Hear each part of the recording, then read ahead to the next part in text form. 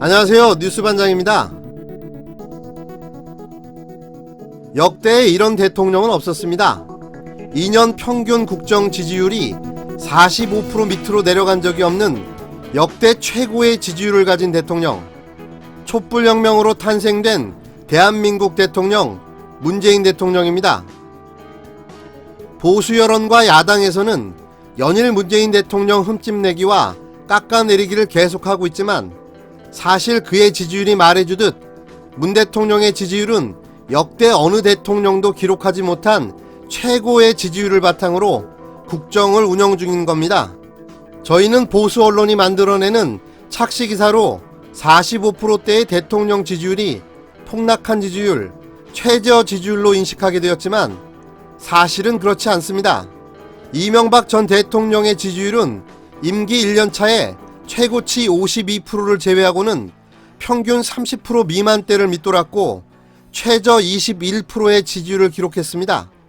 박근혜 전 대통령의 지지율은 역시 임기 1년차에 최고치 67%를 제외하고 평균 30%대를 유지했으며 국정농단 사태가 밝혀진 2016년 11월에는 대한민국 역대 대통령 지지율 사상 최저치인 4%를 기록하며 탄핵을 당했습니다.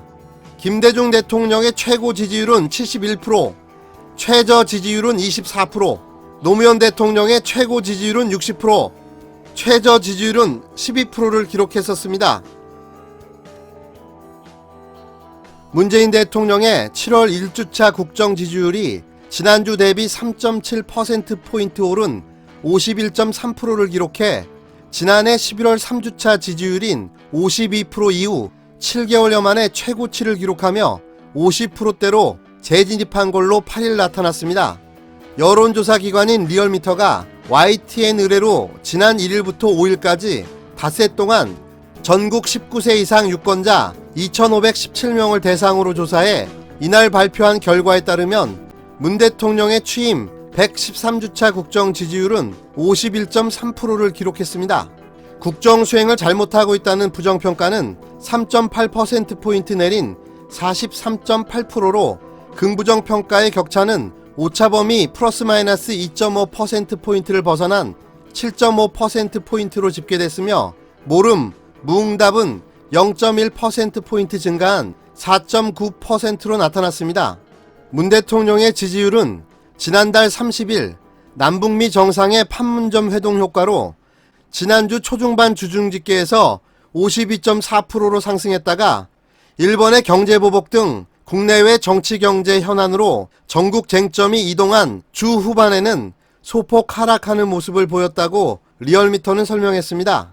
정당 지지도에서는 더불어민주당이 1.1%포인트 하락한 40.4%로 하락했으나 40% 선을 유지한 것으로 나타났으며 자유한국당은 지난주보다 2.7%포인트 내린 27.9%로 2.27 전당대회 직전인 2월 3주차 이후 4개월 만에 최저치를 기록했습니다. 민주당, 진보층 63.2%와 한국당, 보수층 63.8%의 핵심 이념 결집도는 모두 60%대 초중반으로 지난주 주간 집계 대비 거대 양당 양극화가 약화됐고 중도층에서는 민주당 39.1%와 한국당 25.8%의 격차는 13.3%포인트로 지난주에 비해 다소 좁혀졌습니다.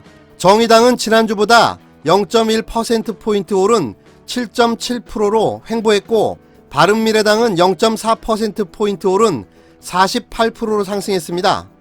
민주평화당 역시 0.8%포인트 오른 2.5%로 2%대를 회복했습니다. 기타 정당이 0.6%포인트 오른 2.0%, 무당층은 1.9%포인트 증가한 14.7%로 집계됐습니다.